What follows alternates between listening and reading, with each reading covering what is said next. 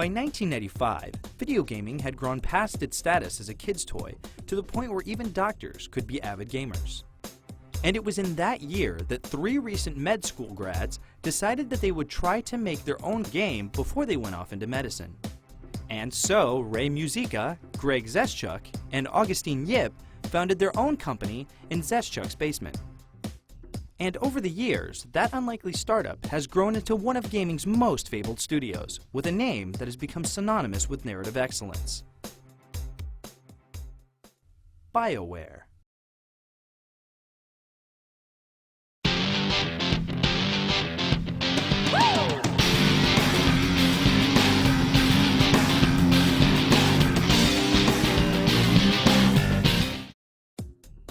The fledgling company's first game was Shattered Steel in 1996, a first-person vehicle shooter for Microsoft DOS.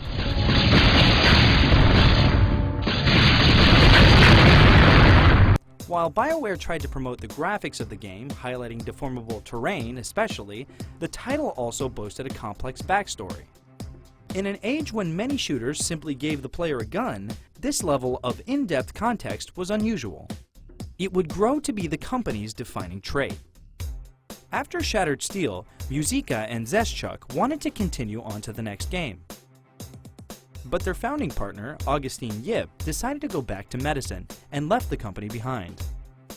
Despite the loss, BioWare was already well into production on their next game, Battleground Infinity, and started to shop it around to publishers. But when Black Isle Studios, a division of Interplay, saw the game, they didn't want to publish it. They wanted to turn it into a signature game for the company, and gave BioWare the license to turn Battlegrounds into an official Dungeons & Dragons game. The result was Baldur's Gate in 1998.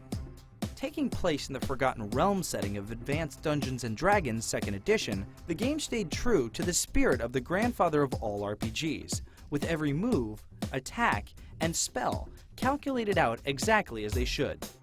But while all the math was correct, BioWare wisely decided to make this process invisible to the gamer. As such, even gamers who had never read a rulebook before could quickly and easily immerse themselves into the Forgotten Realms. The action occurred in real time, a first for a D&D video game, though players had the option to pause before the battle started, map out each teammate's movements and attacks, and then unpause to watch his strategy unfold. The game also featured top-of-the-line graphics, making full use of a new technology in the computer world: dedicated graphics cards. But where games like Diablo had focused mostly on slick graphics and hack-and-slash mayhem, Baldur's Gate would be most renowned for its story. An epic quest spanning dozens of hours at least, the compelling narrative about a mage's apprentice seeking revenge for the death of his master kept gamers up into the wee hours.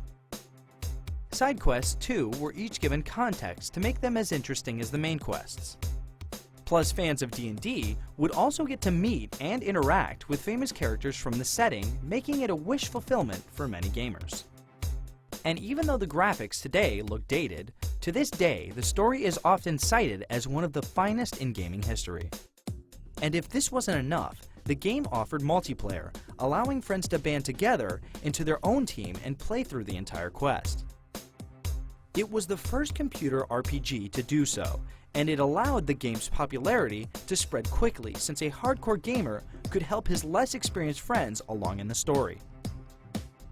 It all added up to one of the biggest commercial successes of 1998, and an instant member of the RPG pantheon. In only 3 years and 2 games, BioWare had leapt from doctor's hobby to market leader. So fast had been their rise that nobody knew if they'd be able to maintain their phenomenal drive to the top. Fortunately for them, BioWare's own epic quest had plenty of game left in it. Tune in next time to see how BioWare took the reins of a completely different franchise.